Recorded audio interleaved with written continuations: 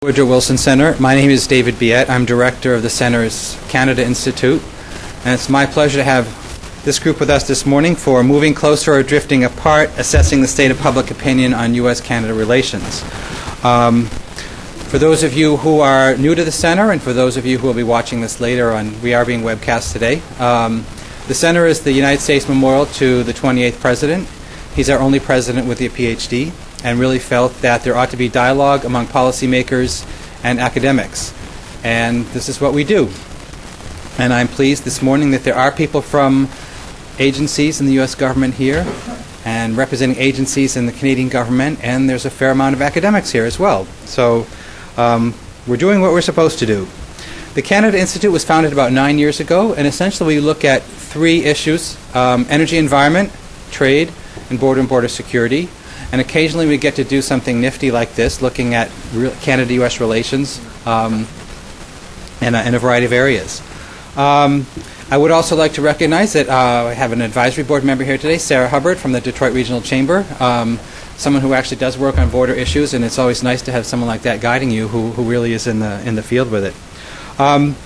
And it's a pleasure to work with the University of Western Ontario. I've known a lot about it for years. In fact, my program associate, Ken Christ, who is around here somewhere, did his BA and MA at Western, and then I was invited to be on the advisory board of the Western Center for American Studies. But today's event marks the official launch of Western's newly established Canada-U.S. Institute, and I really think there is a need in Canada for real good study of the United States and the bilateral relationship. Surprisingly, there's not a lot of it. It is surprising, and there isn't a lot of it, and it's really good that Don and the university have been able to get behind this initiative to get some real good scholarship going and hopefully some good discussion and develop some partnerships with some American institutions. We have Canadian studies in the United States. We're a bigger country, and there are pockets of U.S. studies in Canada, but nothing like this, and I really think it's a wonderful effort. Don, who will follow me sort of mid-program, is professor and chair of the Political Science Department and director of the Center for American Studies at Western, and he's been named the inaugural director of the Canada-U.S. Institute. Don studies American politics and foreign policy, and his book, Do Think Tanks Matter? Assessing the Impact of Public Policy Institutes, is now in its second edition. So, to help us launch the event this morning, we've got several guests. First off, we have John Dixon from the Department of State. John is head of the Office of Public Diplomacy for the Western Hemisphere. I first met John when he was Deputy Chief of Mission at the U.S. Embassy in Ottawa, and then he decamped right after that to take up a similar position at the U.S. Embassy in Mexico, and I guess you could say he's our NAFTA guy, or one of the people who really does that. So let me turn it over to John. We'll hear from John and some others, and then we'll get into the rest of the program. Welcome to the Center, John. Thank you, Peter. Good morning. I'm delighted to be here, delighted because of my high esteem for the work of this center, the Canada Institute especially. I remember too well the role played by the Canada Institute in helping our countries find common ground, and especially in one case, in a conference similar to this on the specific case of softwood lumber several years ago in Vancouver. I'm delighted as well because of my own time spent considering this relationship between Canada and the United States, and to consider as well this important study on perceptions and public opinion in our two countries. Our ambassador to Canada, David Jacobson, regrets that he can't be here today. His schedule did not permit him to join us with this important program in this institute, but you know that his own agenda does align very closely with the center and with the importance of the bilateral relationship and fostering understanding between our two countries. I think the University of Western Ontario is onto something. I think you have job security. I found the appetite in Canada huge for discussing the many layers and the shifting sands of this relationship. And the study of opinions you all have released today, or will be talking about, confirms this. I found the regard with which Americans hold our northern neighbors to be enormously high, even if you think we don't devote the time and attention to analyzing it as Canadians do. And your study today also confirms that. But here's a reality, as David emphasized, there's a need for just this kind of institute. despite the high regard or the close scrutiny, the relationship suffers from misunderstandings.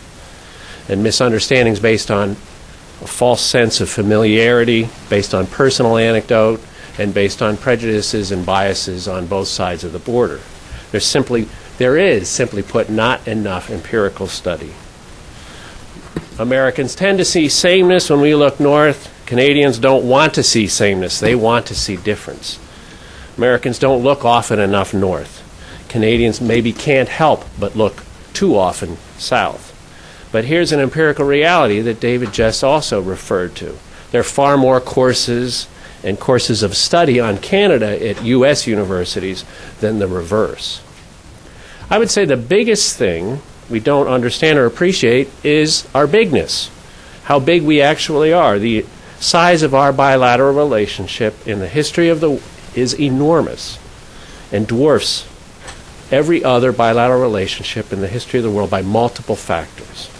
When the CEO of Home Depot said Canada trades more with Home Depot than Canada trades with France, or when more trade crosses one bridge between our two countries than all of the U.S. trade with Japan, then the size of just one piece of our relationship becomes clear in the trade relationship becomes clear in its enormity. I don't think we really appreciate as well how closely integrated we are, how much we depend on each other, and how much we actually influence each other.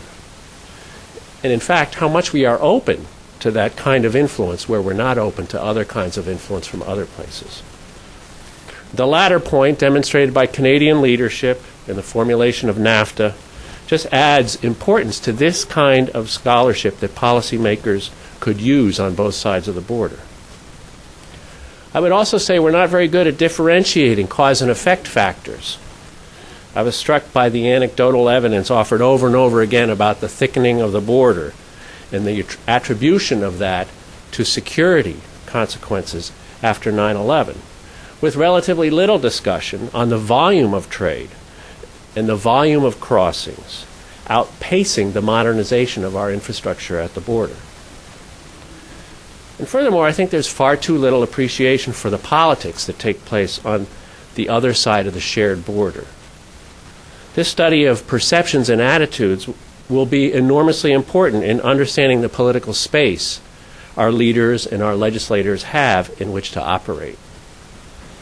And because of the enormity of our relationship, you all at Western Ontario have an enormous laboratory, maybe even too big, dominated by the border, its impact on trade, movement of people, movements of disease, water, air currents, climate change impact.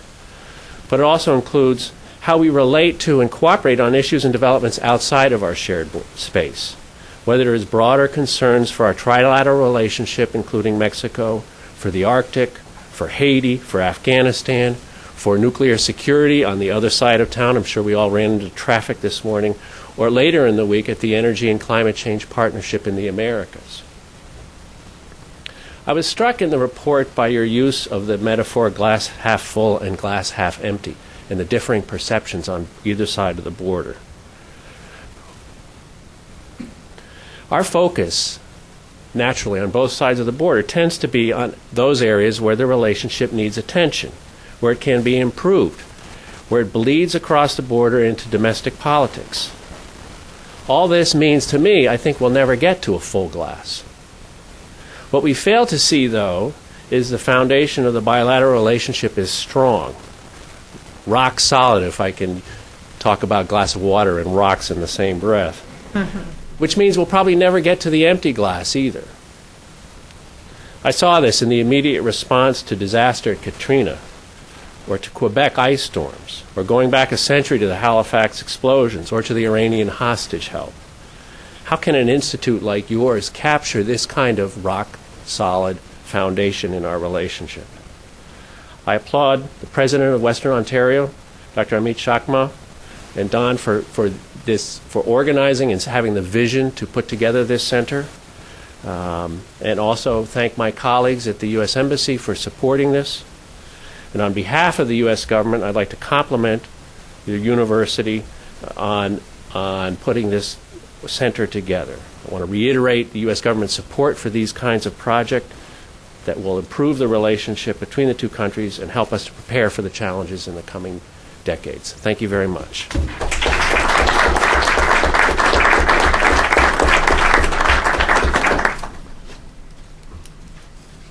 Thank you very much, John, and thanks for your greetings from the U.S. government. It's we don't always get people like you here. That's great. Next up, we have the Canadian government. Roy Norton is with us, and we're really pleased to have Roy here. This is Roy's second tour through Washington. He's well versed in the intricacies of the relationship. He is currently a minister at the Canadian Embassy here in Washington, responsible for a wide range of issues. He's responsible for congressional relations, media and public relations, cultural and academic relations, the interests of Canadian provinces and territories here in Washington, the activities of Canadian legislators when they come to Washington, and last but not least, outreach to the U.S. states. He has a more extensive biography on your list, but with that, let me welcome Roy.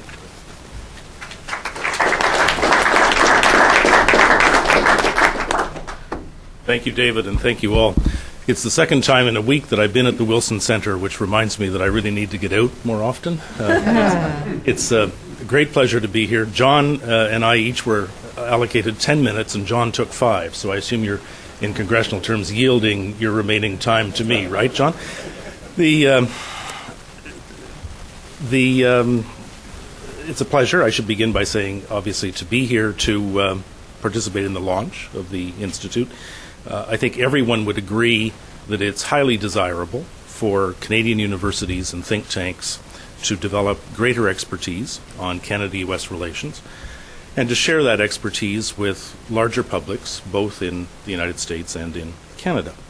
The University of Western Ontario is taking an important leadership initiative by creating this institute, and I join John and others in congratulating Dr. Chakma and Dr. Abelson for realizing this dream that I know you've had for a long time, and it's come to fruition. Dawn had framed for me my remarks by asking specifically that I talk about how difficult it can be for Canadian policymakers to attract the attention of people on the Hill and in Washington, D.C. generally, in the White House obviously as well. And I'll address that. There's a little bit of bias in the framing, I think, but I'll address that, and we'll see whether in fact I agree with the premise or not. Fundamentally, it's important to underscore the fact that relations are very good. That's not inevitable, and it's not by accident. Both governments, and many who aren't in government, work very hard to ensure that it's the case. President Obama arrived in office committed to an ambitious international agenda. You could hardly call it a Canada-centric agenda. Problems and challenges were perceived for the United States in many parts of the world, but not with Canada. Nonetheless, within 1 month of taking office, the President made his first official visit abroad, to Ottawa. That visit fostered attention within the U.S. system, across and down, on Canada, and that has been very helpful to us. Reciprocally, the President then hosted Prime Minister Harper here in Washington in September. The two leaders met another 7 times last year in the context of multilateral conferences. Additionally, 47 Canadian ministers, obviously since our cabinet's not that large, some of them more than once, visited Washington last year.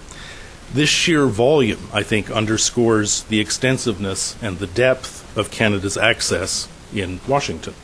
I doubt that members of the cabinet of any other country on earth came even close to meeting as many times on U.S. soil with their American counterparts as Canadian ministers did last year.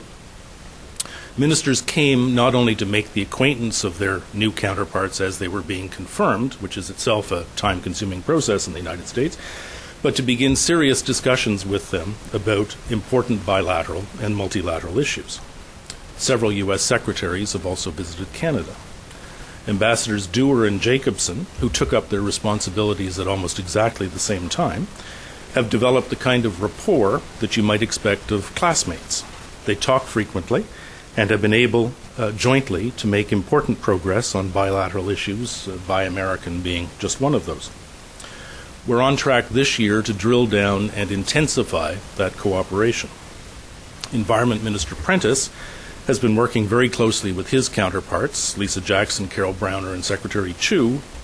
Just one little bit of evidence is the recent simultaneous announcement in both countries of harmonized vehicle emission standards. Several other Canadian ministers are here this month. And of course, the Prime Minister and Foreign Minister Cannon are here right now for the nuclear summit that's currently underway. Visits by Canadian decision makers, more often than not, now include calls on congressional counterparts. Canada takes very seriously the fact of Congress as a co-equal branch of government, and we recognize, probably better than most, that any serious advocacy or outreach in Washington must involve both the administration and Congress. In the context of interaction with Congress, it's important to remember that when Prime Minister Harper was here in September, he met with the majority and minority leadership of both the Senate and the House. The embassy is on the Hill all the time, and we approach members of Congress in their states as well. We've got 13 consulates general across the states, and the consuls general and the staff in those bodies have vast networks of their own. Obviously, the Canadian government is not standing back and watching. We are very heavily engaged on a day-to-day basis in Washington and across the United States in making our views known to those who should hear them. Last month, we received an updated study looking at jobs in the United States that are dependent on trade with Canada. It's the third edition, this one based on 2008 data.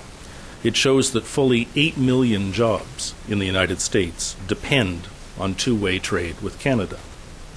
If that trade were to dry up, hypothetically, for whatever reason, instead of being 9.7%, the United States unemployment rate would be 15%. Now, that's not going to happen, but in the current economic climate, when every job counts, it's a powerful number, one that we try to convey to lawmakers and to others to whom they listen on every possible occasion. Back to the framing that Don provided to me. Frankly, and consistent with what I've just said, it's objectively not the case that it's difficult for Canada to attract greater attention in Washington. That said, we can always do better, and we definitely can benefit from more help. We attract attention indirectly as well as directly. In addition to decision makers, we target people we call influencers. Prominent among those are think tanks, like our hosts today, the Woodrow Wilson Center. We focus as well on governors and state organizations, on the business community, on labor unions, and on the media, too.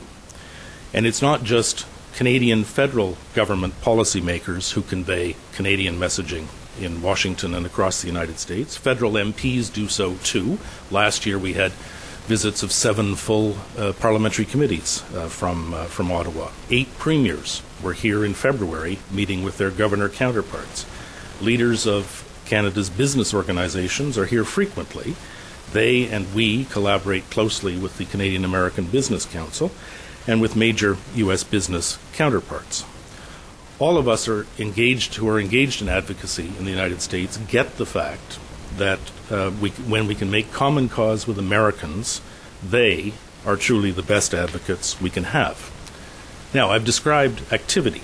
You might properly ask, what does it yield? I would argue that the progress achieved over the past 4 years, I picked 4 years because that happens to correspond with the amount of time that I've been here, and that's what I know best, on several major files, from softwood lumber through WHTI to Buy American, underscores Canada's success in attracting the attention of people on the Hill and in the White House. There are quite a few other recent examples. The elimination, using the vehicle of the health care bill, of the odious black liquor subsidy. Exceptional cooperation, both in planning and implementation, of our two countries' responses to the calamitous earthquake in Haiti. Likewise, the U.S. surge in Afghanistan in recent months has required extremely close cooperation and joint planning in Kandahar, where Canada has been from the beginning. U.S. troops are serving as an integral part of the Canadian-commanded Task Force Kandahar, something they're prepared to do because of very high levels of confidence in Canada's knowledge, experience, and capabilities. The Vancouver Whistler Olympics was a tremendous success on many levels, and I'm not just speaking of the number of medals won by the United States, the largest number ever for a country in the Winter Olympics, and I'm not speaking just about the number of gold medals won by Canada, the largest number ever for a country in the Winter Olympics. But on the security front, that was a massive undertaking, with U.S. and Canadian militaries and law enforcement agencies working hand in glove for months, indeed for years, to ensure the safety of everyone attending the Games. There are many beneficial outcomes going forward of that level of successful collaboration. Another example, the coordination of our Copenhagen commitments, identical targets of 17% reductions on 2005 levels by 2020. And as I noted earlier, so is the simultaneous announcement of the identical vehicle emission standards. Canada's objective in the United States is to gain attention whenever it's important. Some back home periodically lament that the United States doesn't seem to be focusing like a laser beam all of the time on Canada. Iran, North Korea, Venezuela, and some others command that kind of attention. They're welcome to it. On the border, on economic integration, on energy and the environment, U.S. decision makers at all levels have been approached. And we enjoy access to them whenever it's important that they be alerted to or reminded of Canada's position. That said, there's always need and room for more education. The U.S. system offers multiple access points. The Canada-U.S. Institute is a most welcome addition to that effort. Thank you very much.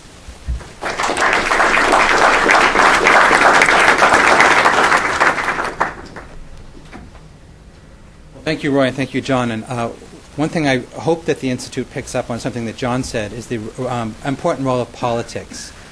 We often forget about politics in the Canada-U.S. relationship, like it should work on principle, because we are principled peoples, but politics gets in the way and messes up the principles sometimes, so I hope that you won't ever let that go by. So now I'm going to turn the program over to Don, and we will hear from our folks who did the study and comments, and my time is up. So over to you, Don.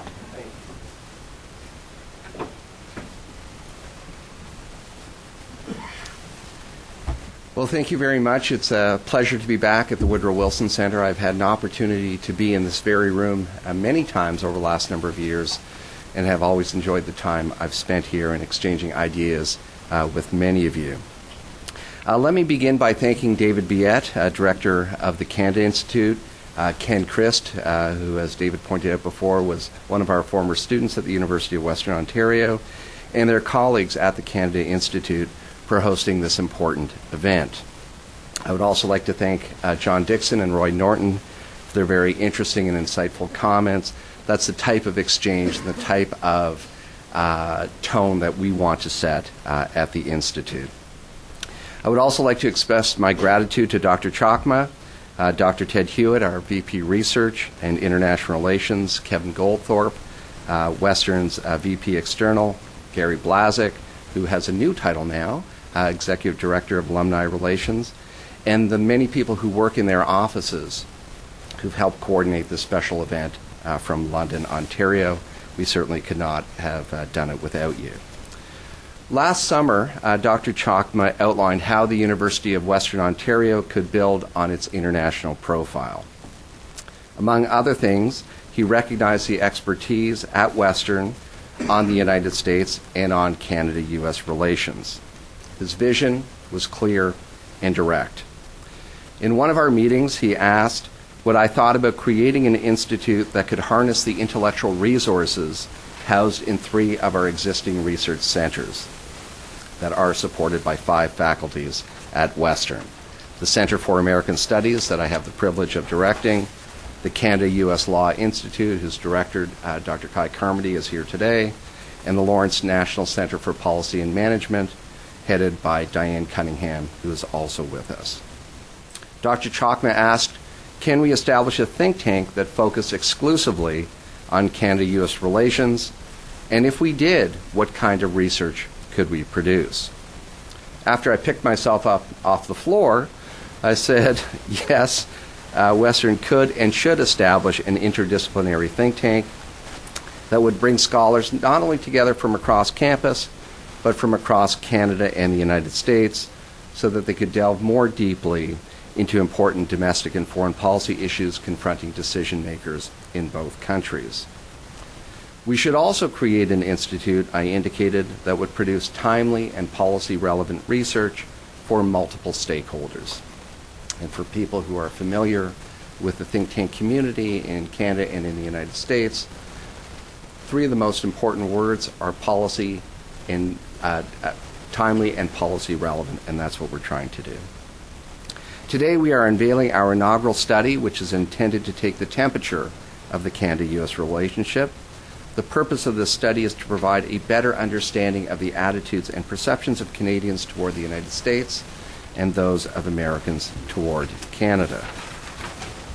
We are confident that as we release future studies, our institute will help shape the national conversation about Canada's most important economic and political relationship.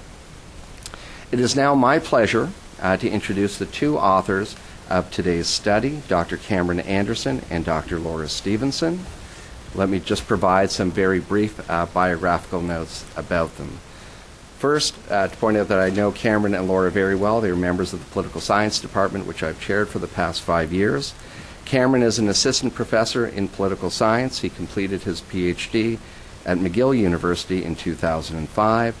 His work has been published in a number of scholarly journals, including the American Journal of Political Science, the Canadian Journal of Political Science, Electoral Studies, and Active Politics. He is also co-editor with Laura Stephenson of a forthcoming book by the University of British Columbia Press entitled Voting Behavior in Canada, which I believe is supposed to be released in the next couple of days. Laura Stephenson is Associate Professor in the Department of Political Science at the University of Western Ontario. She completed her PhD at Duke University in 2003 and was certainly happy with the outcome of the NCAA tournament this year. Her work, as it was. Duke won. Her work has appeared in a number of scholarly journals, including Electoral Studies, Political Psychology, and the Canadian Journal of Political Science. And as I just mentioned, she has co-edited a very important volume that will be released shortly by the University of British Columbia Press. Please join me in welcoming Drs. Anderson and Stephenson.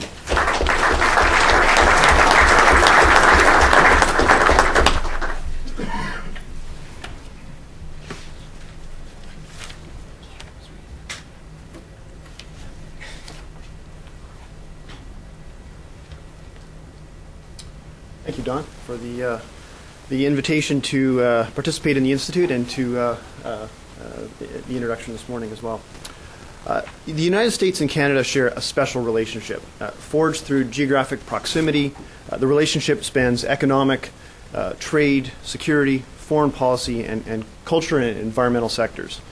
The intent of the study that we present this morning is to uncover, explore, and ultimately to begin to understand the nature of public opinion within Canada and within the United States towards this relationship. In the study, we focus on individual level integration with the other country, perceptions of integration with the other country, and appraise, as Don mentioned, the sort of the temperature or a gauge of the opinion on key policies that form the central issues of the relationship. We believe that the results present sort of a preliminary view of opinion on the relationship and provide some key and perhaps possibly surprising results into perceptions of the relationship. As the authors of the inaugural research paper of Western's new Canada-U.S. Institute, my colleague Laura Stephenson and I have the pleasure and privilege of presenting our paper today. We hope that it serves as a useful beginning to a fruitful and constructive dialogue under the auspices of the Institute on important aspects of the Canada-U.S. relationship. So as has been mentioned, the title of the study is Moving Closer or Drifting Apart, Assessing the State of Public Opinion on the Canada-U.S. Relationship, or U.S. Canada Relationship. Just to provide a little overview in terms of how we'll move through the presentation, we'll start out with looking at views on U.S.-Canada integration and relations. We'll then look at From the samples that we conducted, the most important issues that appear to the nature of the relationship, facing the relationship, and we'll explore opinion in particular on 3 issues today: free trade, border security, and the environment. Completing that, we'll then look at some more aggregate pictures of sort of net demand of governments in Canada and the U.S. On these issues, and net performance, evaluations of how governments are performing on these issues, and it has been mentioned as well, perceptions of net influence, American influence on Canada, Canada influence on the U.S. We'll finally close with some implications and conclusion. Before commencing the look at the data, I just wanted to say a few things about the data that we use for this particular paper. Harris Decima conducted the polling and data collection. Harris Decima is a well-known polling house with an international presence, reputation and presence. Our samples were drawn from online panels of Americans and Canadians, and these pre-existing panels were recruited through a number of means, including website banners, targeted emails, postal mail invitations, trade show recruitment, TV ad, and telephone recruitment. Our samples are nationally representative on the basis of age, gender, and region, and the representativeness of these samples was achieved through sample selection and construction and the use of weights applied to all analyses that we conducted. The surveys were conducted in early February of this year and include 1,002 Canadians and 1,002 Americans in the samples. Finally, just to say a thing or two about online polling, it's becoming much more widely used within the discipline of political science for a number of reasons, including speed, cost effectiveness, and the minimizing of mode effects, such as the incidence of giving socially desirable responses to a face-to-face interviewer or a telephone interviewer. While some organizations and scholars may be a little skeptical of the use of online polling, prominent political scientists, as well as our own understanding and reading of the issues, suggest that public opinion data gathered through online sources by reputable polling agencies is reliable. So just to start, we thought it might be appropriate to address a little bit of sort of the qualitative nature of the relationship. And we have up here 3 pictures. Perhaps they're a little bit small for the room as a whole. But the first slide on the top left is an overview picture of the Peace Arch border crossing between Vancouver and Seattle, Washington. Vancouver is about 45 minutes to the north of this crossing, and Seattle is about 2 hours by car to the south. It's one of the westernmost border crossings in the relationship between Canada and the U.S., and it also happens to be right near where I grew up in White Rock, BC, just south of Vancouver.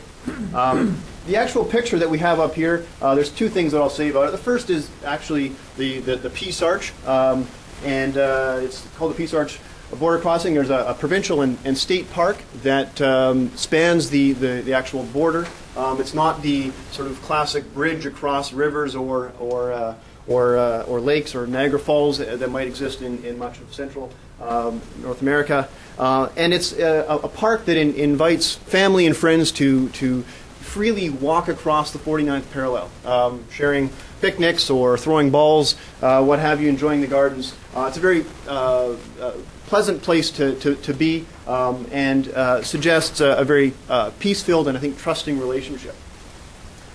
Just to the east of that, right here is a road called Zero Avenue. And if you've ever been to this area of North America, you'd find it, I think, particularly interesting in that Zero Avenue runs right along the U.S. Canada border. And what exists on the Canadian side is a road with houses on the north side of that road. And what exists on the south side of Zero Avenue is a ditch, about 3.5 or 4 feet deep, and there is the United States. People live on the north side of this border and literally have the U.S. as their front door, or out their front door there is the United States. I think it's a particularly fascinating scenario in which 2 countries, as big and as important a relationship as exists between the 2 countries, have this in small spots. I'm sure it exists in other places along the border of a very interesting and fascinating relationship that exists right along the border. I think that the top right picture speaks to the importance of leaders in the relationship, as some of the earlier comments have already suggested. Yet for all of the closeness between the countries in terms of geographic proximity, the American and Canadian relationship is dependent upon leadership. And depending on the relationship of leaders, things can be closer or more distant, strained or more pleasant. And even just a consideration of recent bilateral leadership relations over the last number of decades would suggest that. Prime Minister Mulroney and President Reagan were noted for their camaraderie. President Clinton, and Prime Minister Jean Chrétien noted for their golfing outings periodically, contrasting that with some of the hostility between perhaps Lyndon Johnson and Lester Pearson, or Richard Nixon and Pierre Trudeau. So leadership plays obviously an important place in the nature of the relationship. The bottom picture, I could say a number of things about the bottom picture. I'll leave it to suggest that it's indicative of a relationship between the countries that is characterized by, shall we say, friendly competitiveness. And we'll perhaps leave it at that. Okay, so to begin our investigation into public opinion about the Canada-U.S. relationship, we first seek to understand sort of overall impressions of the relationship. And in this graph, which we have American respondents in blue and Canadian respondents in red, which will carry throughout the presentation, we have responses to a question of how you would describe relations between Canada and the United States. And I think reflecting the enduring closeness of the relationship, a majority of respondents in both countries suggest that the relationship is friendly, but not particularly close, but friendly. Clearly, more Americans feel that the relationship is best of friends, as we have over here. 28% of Americans say best of friends. 15% of Canadians would say the same thing. And Canadians, in the response of acquaintances, 20% of Canadians that we sampled said that it was an acquaintance-like relationship, and only 11% of Americans. So clearly, in some initial sense, there is a bit of a cooler feel amongst Canadians to the relationship on average than Americans. On the theme of Canada-U.S. relations and the perceptions of them, we also asked our respondents about evaluations of the relationship over the past 5 years and over the next 5 years. So in terms of past evaluations, a majority of respondents indicated that relations between the countries had stayed about the same over the past 5 years. The relationship, the percentage was particularly high in the United States, suggesting that it had stayed about the same, around 78% compared to 53% of Canadians. Our American respondents indicated, or 12% of our American respondents indicated that the relationship had gotten worse compared to 10% who thought the relationship had improved. Among Canadians, 27% thought the relationship had declined or worsened compared to 20% who thought it had improved over the past 5 years. While the patterns are similar, the Canadian responses tend to be a little bit more differentiated in the sense of having a few more responses at either of the poles of better or worse. Turning to prospective evaluations, once again, a majority of respondents in each country feel that the relationship will stay about the same going forward. However, the future of the relationship seems to be a bit more positive than negative, in the sense that 31% of Canadians and 25% of Americans think that the relationship will get better in the next 5 years, with only about 10% of Canadians and 3% of Americans thinking it will worsen. Can't say definitively on the basis of what we're doing here, but it's likely or plausible that the change in executive leadership in the United States has engendered perhaps a more positive view of the relationship going forward. It's safe to say that President Obama in Canada has very high levels of support and approval, perhaps even rock star status on the basis of some of his the responses to him when he visited Ottawa on his first visit. So perhaps the change in presidential leadership in the United States attributes for some of the more positive views of the relationship going forward. So moving from perceptions of the relationship in general and broad strokes, we consider more specifically views about integration between the two countries. And we start with assessing sort of the lived experience with the other country. We consider three forms of familiarity and personal integration of our respondents. We asked about their social integration, so the incidence of family or friends living in the other country. We asked about personal, in particular, their incidence of traveling to the other country, sort of their lived experience with the other country, and economic, as was mentioned earlier, looking at perceptions that individuals might have of their own economic dependence or security on relations with the other country. So in terms of social relations, about 75% of Americans suggested that they have no family or friends living in Canada. By contrast, about 38% of Canadians responded in the same way, having no family or friends. At the other end of the spectrum, having no family or friends in the other country, I should say. At the other end of the spectrum, 16% of Canadians indicated that they have 10 or more family members or friends living in the other country, but the comparable number of Americans is just 2%. In terms of personal experience, 32% of Americans had never visited or have never visited Canada, while only 5% of Canadians have never visited the United States. By contrast, 55% of Canadians report visiting the United States occasionally, compared to 38% of Americans who indicate occasional visits to Canada. Thirdly, the personal economic dependence or security. And as has been mentioned already, given the scope of trade and the nature of the economic relationship, we considered the possibility that perceptions about their own or one's own sort of economic security may well be linked to perceptions about the relationship. In the U.S., though, the vast majority of respondents thought that their incomes were not very or not at all dependent upon Canada. By contrast, the picture in Canada is clearly different. 17% think that their incomes are very dependent, and 33% think that they're somewhat dependent upon relationship with the United States. Taken together, these results present a picture suggesting that Canadians are more familiar with the United States than perhaps Americans are with Canada across personal, social, and economic domains. And it's perhaps important to note that the lower level of familiarity and personal integration amongst Americans doesn't correlate with a more negative view of the relationship, or hasn't seemed to suggest that, as more Americans than Canadians tend to view the relationship in friendly terms.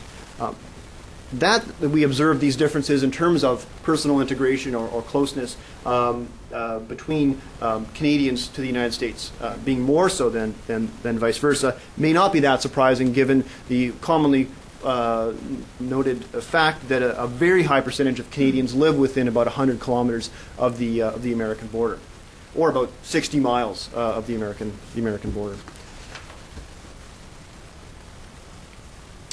So evaluations of U.S. Canada or Canada-U.S. integration. So we next focused on evaluations of integration between the two countries. And we first consider evaluations of integration more generally, and then develop a sort of prospective measure of the direction that integration should go in the future. So we asked our respondents in the U.S. and Canada to give an overall evaluation of integration with the other country. The results are somewhat surprising given the overall similarity of responses across countries in the other questions that we've analyzed.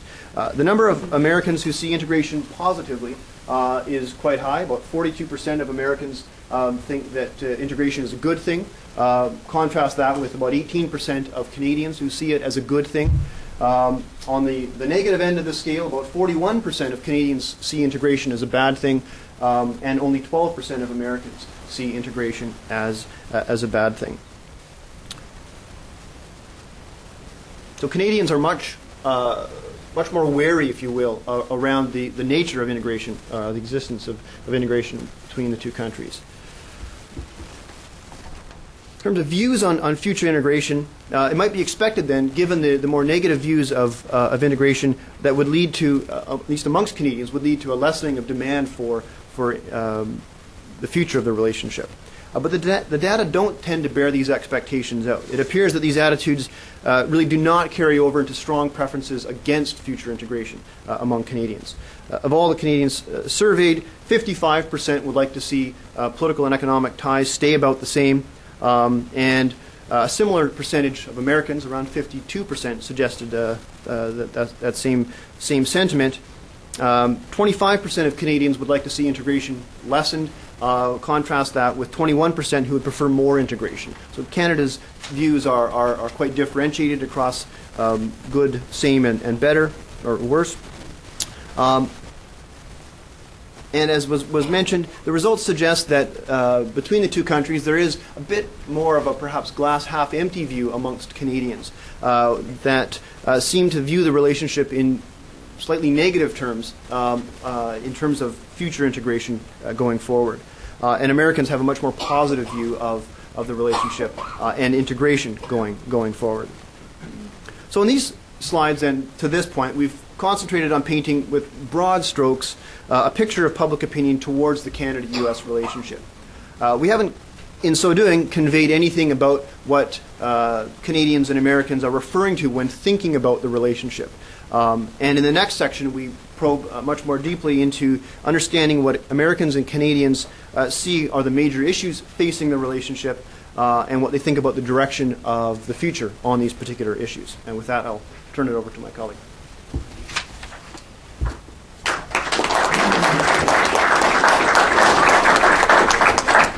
Always nice to start to applause.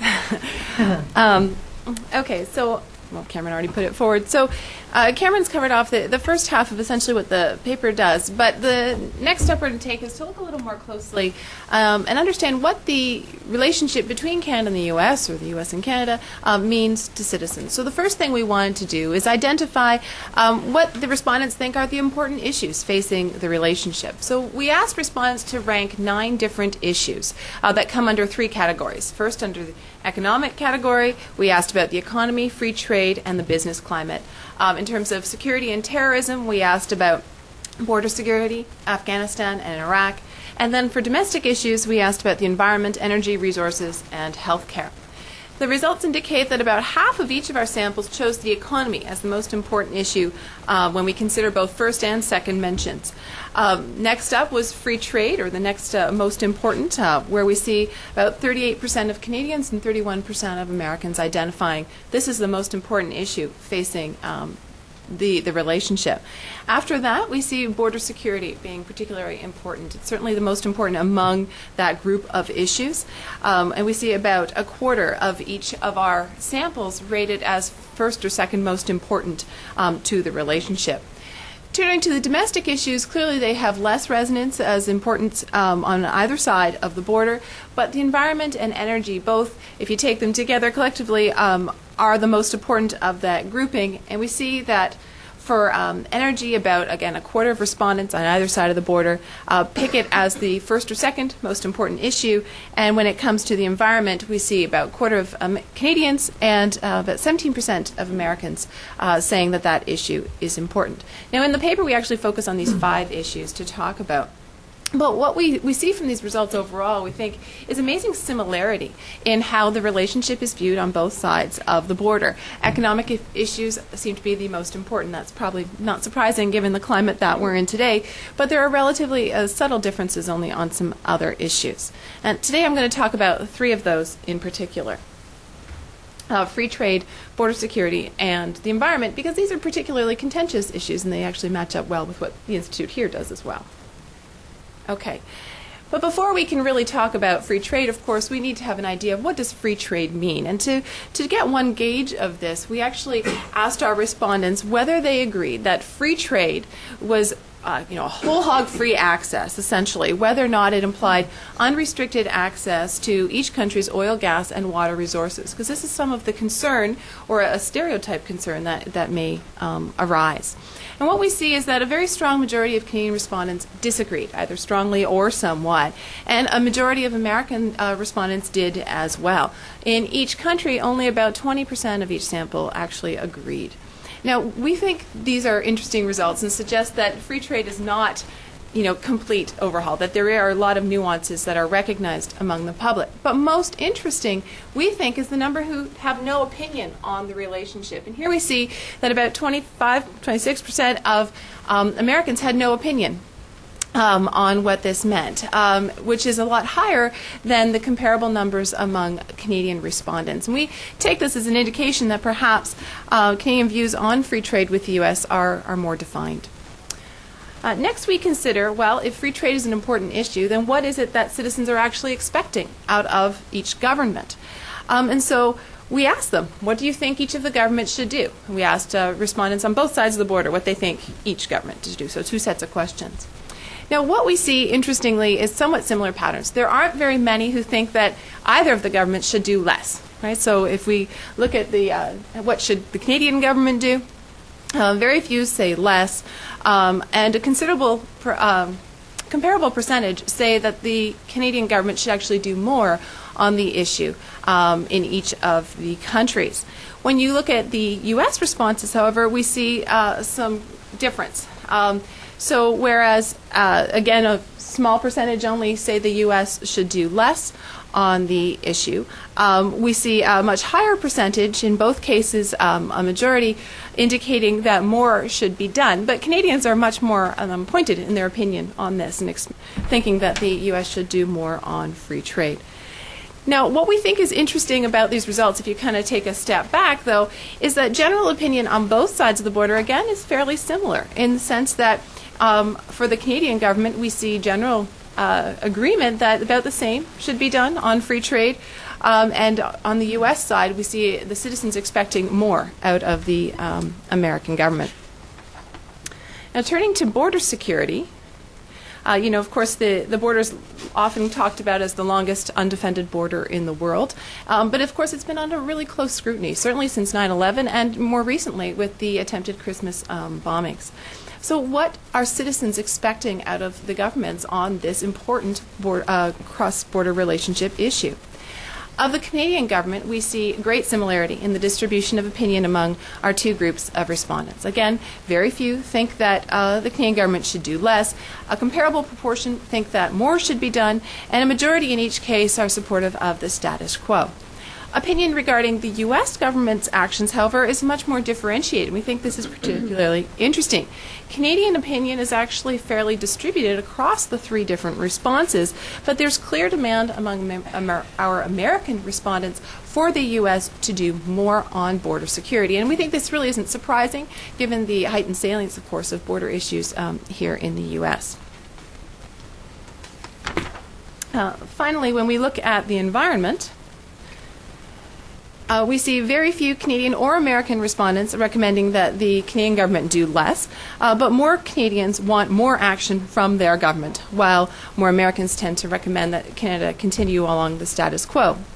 Our samples are in much more agreement when it comes to what the U.S. government should do. In each case, we see that a majority want more to be done, but the majority is much larger among our Canadian respondents. Now, this gives us a picture of kind of the, what citizens are thinking, right? They're saying these are important issues. Here's what they think the government should do. But, of course, we recognize that domestic politics in each country are very unique and have different issues going on. Politics matters, I think, was the point that was made. And what we see is that there's similarity in what issues are considered to be important, and what we are interested in is what the citizens expect. And we do see very real differences in terms of what is being asked by the citizens. So we created some summary measures to get a better picture of the net desire for more action on each of these issues in order to maybe compare attitudes towards the governments a bit more.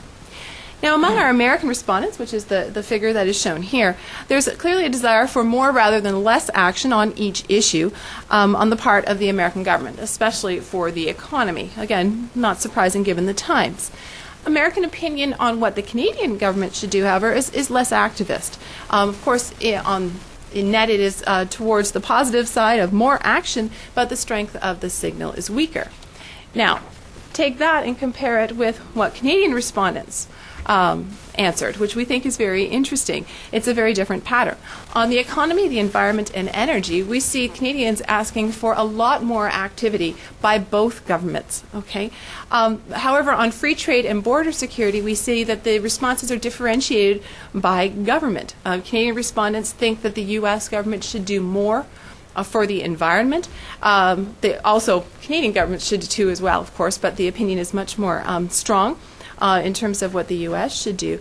Whereas I think it's interesting in terms of border security that the Canadians, respondents think that the Canadian government needs to step up to the plate and do a lot more on that as compared to the attitude towards the U.S. But what about evaluations of what is being done now? Okay, so we actually asked about which government is doing a better job. Which government do you think is doing a better job on each of these issues? And again, we created a net measure to show advantage. And it so happens that in each case it came out that our respondents felt that Canada had the advantage in how it was doing on each of these issues. Among Canadians, Canada has the advantage on all issues except border security, importantly. But even among our American respondents, we see that there is a slight to a significant advantage seen about how the Canadian government is dealing with these various issues. Now, we take these results together, and we think this suggests that the publics in Canada and in the United States favor greater action on these issues that they've identified as important to the relationship, and that on balance, the policy directions that are being taken by the Canadian government are being preferred. But what does this mean exactly for the Canada-U.S. relationship? Because, of course, we recognize that politics are a lot more complex than what we're just talking about here. So we asked our respondents how much influence they thought that the other country had over their own government. Okay, and what we see on balance, what I've show here is the number of positive responses, so indicating either some or a lot of influence. Our American respondents see the Canadian government as having less influence on their government than vice versa. Not terribly surprising, okay, given the relative size and powers of the two countries. But we think it's important not to ignore the fact that a solid proportion of American respondents still do perceive some influence. And across the 5 issues, that ranges between 40 and 59% of the respondents attribute some or a lot of influence to the Canadian government. Now, certainly this is less than the comparable numbers for our Canadian respondents. That's between 73 and 94%. But still, we think this is important to indicate. Now, in terms of what we think this actually means, however, like what kind of influence are we talking about? We actually think that our recent experience with the Buy American provisions is indicative of the kind of influence that's kind of expected by citizens, which is that when issues arise, the Buy American provisions, of course, was part of a domestic policy initiative. It was quickly pounced upon, let's say, by Canadian lawmakers and citizens, etc., who recognized the implications of the program for the cross-border relationship. And in response, amendments were made, changes were made. And we think this kind of influence is what citizens expect to happen. That is, we recognize the relationship is going to continue, right? If you think it's good or you think it's bad, you think it's going to continue and you want it to continue. And the kind of influence that is expected is just that you take consideration of this relationship as you move forward in developing policies and such like that. So just to provide some basic conclusions, on balance, I think our results indicate that Americans have a pretty positive view of Canada, the relationship with Canada, and they are simply less integrated with Canada than vice versa. Canadians are more critical of our relationship with the U.S. Now, this was mentioned before. There are some stereotypes. There's some misinformation. Certainly this is part of it, I think, that we need to be aware of the type of information and the anecdotes that exist and understand that in light of the findings that we look at. But we've also seen that Canadians hold much clearer opinions on the relationship. And we think this is important for Canadian policymakers to pay attention to, right? Canadians are paying close attention to what's going on, and this can have implications, I think, among the public.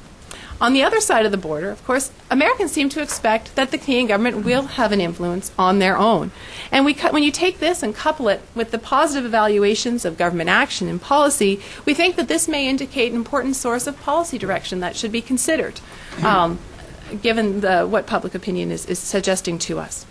Now, we'd also like to stress the need, as has already been done by other speakers today, for greater communication about the size and the extent and the nature of the cross-border relationship. And in our paper, we recall the primer that NBC put together during the Olympic coverage, for example, right?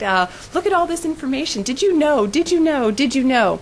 And that kind of information is often lost, right? It's a relationship that is maybe taken for granted. Maybe it's not fully understood. And we think more information is important. We want the public to be able to form realistic opinions, and we think that this can be an important source of support and input for the government.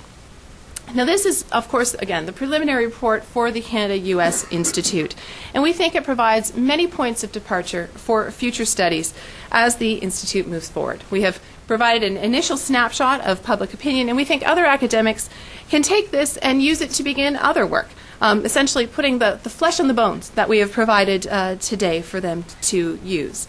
And we look forward to seeing what our colleagues in law and business, the arts, humanities, and the social sciences can add to our understanding of the Canada-U.S. relationship in the future. Thanks.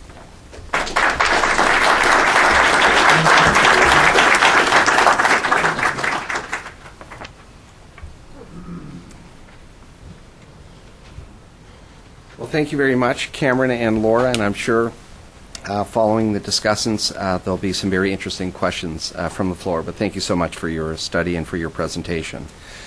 I'd like to now introduce the two discussants who will serve on our expert panel this morning. The first person to respond to the report is Carlin Bowman. She is a senior fellow at the American Enterprise Institute. Her research areas include public opinion and polls, American politics, and the media. She regularly updates her AEI public opinion studies on terrorism, the Iraq War, taxes, the environment, abortion, economic security, and other topics. She is currently co-directing an AEI Brookings project on election demographics titled The Future of Red, Blue, and Purple America. She has contributed as a co-author or co-editor on several books, including The Permanent Campaign and Its Future and What's Wrong, a survey of American satisfaction and complaint. Widely regarded as an authority on public opinion, Carlin writes regular features for Forbes.com and The American.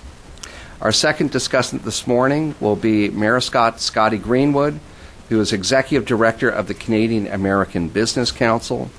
Before joining the CABC, she was appointed by President Clinton to serve as Chief of Staff of the United States Embassy in Canada. During her 4-year diplomatic posting, she received the U.S. Department of State Meritorious Honor Award for her innovation of an outreach program to governors to foster cooperation on U.S. Canada issues. She serves in McKenna, Long & Aldridge's Washington, D.C. office as a Senior Managing Director on International Trade and Public Affairs.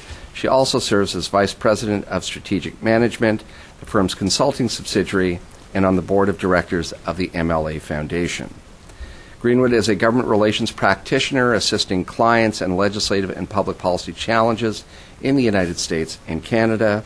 Her background with federal, state, and local postings over the years has positioned her well to serve corporate and association clients navigating complicated policy challenges. In her 2 decades of government relations work, Scotty has focused on many sectors, including food, pharmaceuticals, apparel, energy, and supply chain. So I'm going to ask my discussants if they could limit their comments to between 12 and 15 minutes, just so that we have ample opportunity for people in the audience to ask questions. Please.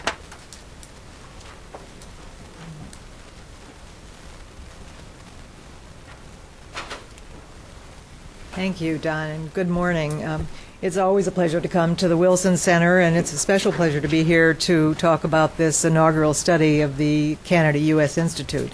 I also didn't expect to be able to meet Don Abelson, whose work I've admired from afar for so many years. His work on the think tank community, I think, was truly path-breaking when it came out, and I'm very happy to know there's a second edition of the book.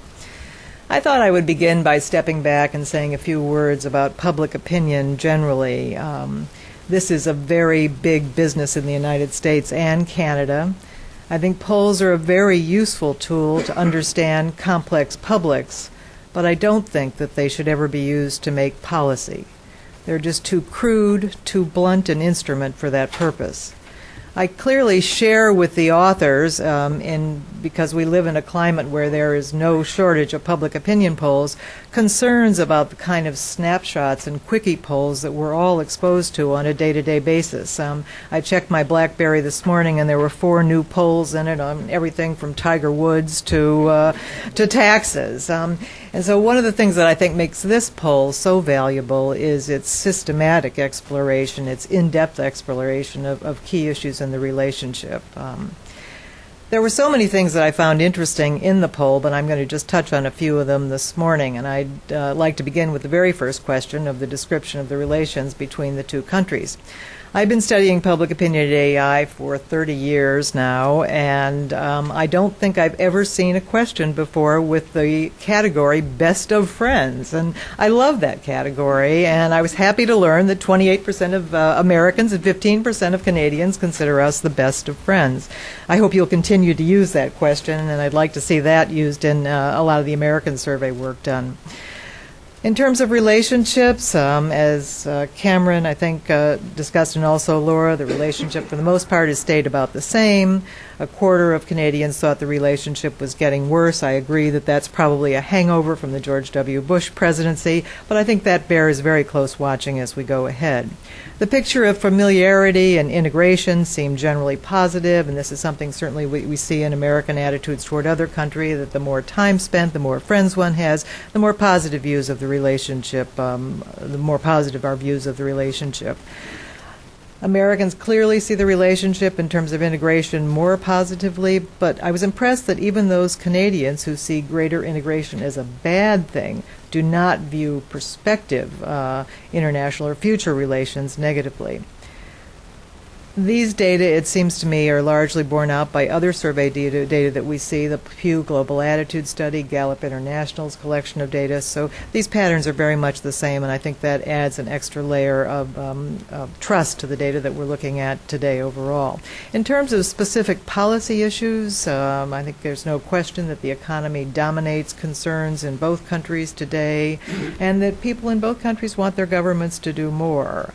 And I think hardly anyone in the United States would say the United States is doing better than Canada on a lot of economic measures. So again, I think that finding was something that we're also seeing in other data overall.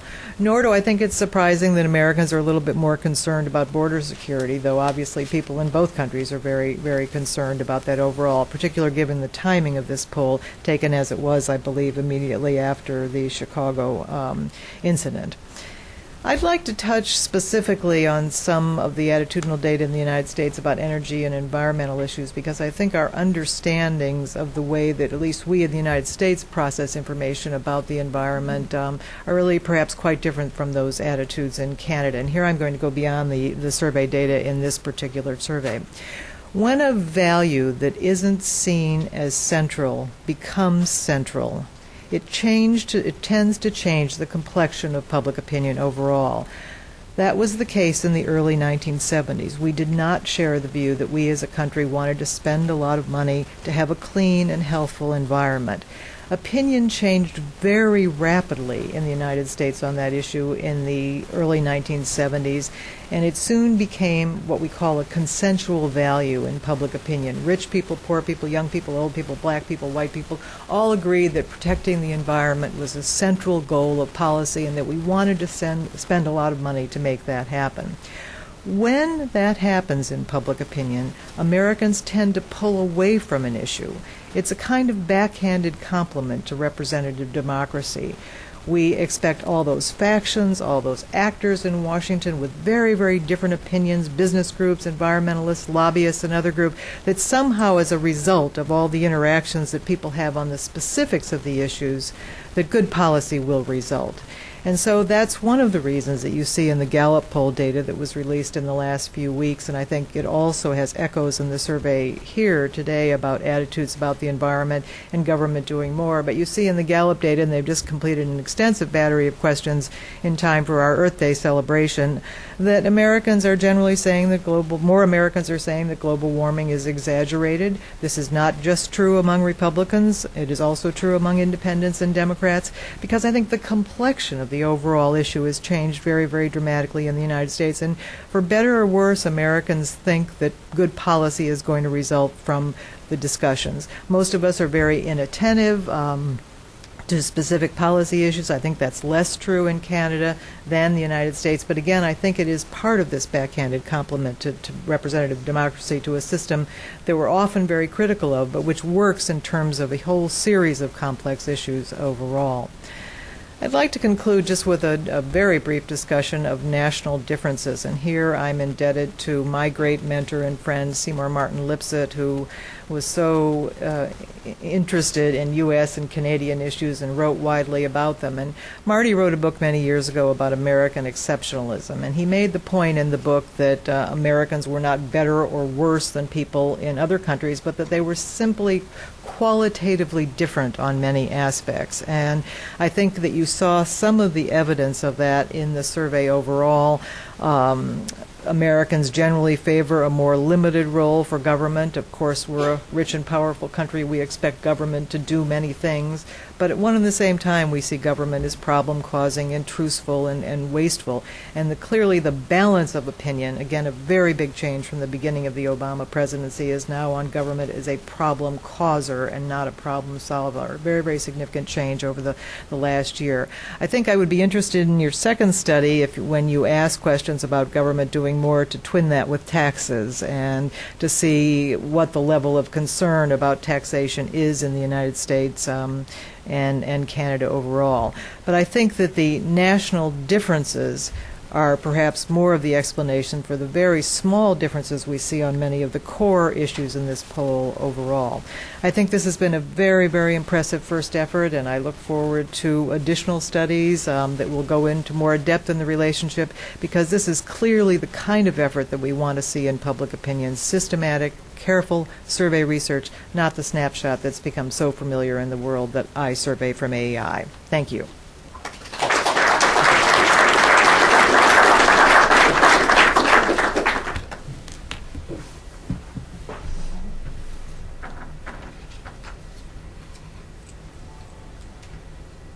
Anybody want to stretch for a minute?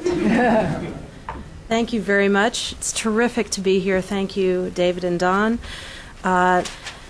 We've had speakers, very distinguished speakers from government, from academia, and from business. And what some people say is, I'm from the government, I'm here to help. I'm from the academy, I'm here to help educate you. Well, I'm here from business, like Sarah, and I'm here to separate you from your money. Although some people think it's reversed. I'm from the government, I want your money, I'm from business. Anyway, it's terrific to be here. I'd like to make 7 quick observations, and I'll try to be cognizant of the time, but David, just flag me down if it gets beyond where we need to be. So the first observation, where I'd like to spend the most time, is, and these were just inspired by reading your work, and I really appreciate the opportunity. The first one is, I just want to stipulate that when you're talking about people's attitudes, how they feel about something or how they view something is impacted to a great extent by media coverage. A lot of the way we experience the world is brought to us by media. And so one of the things I want to do is challenge the Institute in the future, or the school, to look at media coverage and relative coverage in both countries, because I think that's interesting. Now, I want to talk about that a little bit more for a second. I think media coverage is mitigated by personal experience. So the more time you actually spend on the other side of the border, the less impact perhaps the media coverage could have. The bottom line to that is, I think it's really important to have more Americans traveling to Canada and more Canadians traveling to the United States on official exchanges, on academic exchanges, on anything like that. I think that's a really important thing. There are a lot of countries in the world, by the way, that do this very well. Israel has a terrific partnership where they bring people from around the world to visit Israel. The United States Department of State has a very good program. Canada's doing more and more of it. I don't think Canada could do enough. I just think it's terrific. If you wonder if media coverage is important, I just want to talk for a second about how important the narrative becomes. And you look at presidential campaigns, and I've been through several presidential campaigns, and the most recent one we had, if you look at the Democratic primary, an interesting thing happened. You had Clinton and Obama in the end at the primary were the two contenders, and the narrative in the media became it's numerically impossible for Hillary Clinton to get enough delegates to win the nomination. That narrative wasn't actually true. Okay, but it was what everybody in the press was reporting, and it was enormously frustrating to those of us who were inside the campaign, who were saying, "Wait, actually, if enough superdelegates break, we've got this thing. It's actually closer." But the narrative, the story became it's numerically impossible, and of course, people's views of the campaign became it really exciting. Democrats, I should say, got very excited about the inevitability of Barack Obama, and that impacted the way they viewed and experienced the presidential campaign. In the case of Canada-U.S. attitudes towards each other, I want to give 3 examples of media coverage and how I think it impacts the attitude, and it's tough to test on this. But let me also say, I think there's a phenomenon, and forgive me, David, you've heard this for years from me, but I think there's a phenomenon in Canada-U.S. relations that is worth exploring here. The old metaphors I can't stand. The elephant and the mouse drive me crazy. We need a new metaphor. So the one that I've come up with is there is something called the binocular effect. And the binocular effect is Canada and the U.S. are standing right next to each other, looking at each other through the same set of binoculars. I'm Canada looking at you, the U.S., and you're much bigger and much closer because I'm looking at you through binoculars. You're Canada. You're the U.S., you're looking at me through the same set. Have you ever looked backwards through a pair of binoculars? Everything is much smaller and fuzzier, right?